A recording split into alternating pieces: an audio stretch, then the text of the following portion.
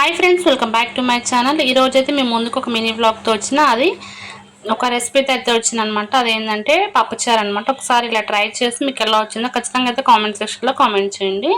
ముందుగా అయితే ఒక గిన్నె పెట్టుకొని ఆయిల్ పోసుకొని ఎండుమిర్చి అయితే వేసుకోవాలి. కొంచెం కలర్ చేంజ్ అయిన తర్వాత కరివేపాకు, ఆనియన్స్, వెల్లుల్లి, జీలకర్ర వేసుకొని మంచిగా ఫ్రై అయిన తర్వాత కొద్దిగా పసుపు వేసుకొని ఒకసారి అయితే కలుపుకున్న తర్వాత మనం చింతపండు నానబెట్టుకున్న గుజ్జు నీళ్లు ఉంటాయి కదా, వాటిని పోసి ఉప్పు కారం అయితే వేసుకొని మంచిగా ఒక్కసారి కలుపుకుంటే ఇలా ఏంటంటే మిరపకాయలకు అనేది ఉప్పు కారం అనేది మంచిగా పడుతూ ఉంటుంది. స్పైసీ లేకుండా మంచిగా అయితే ఉంటుంది.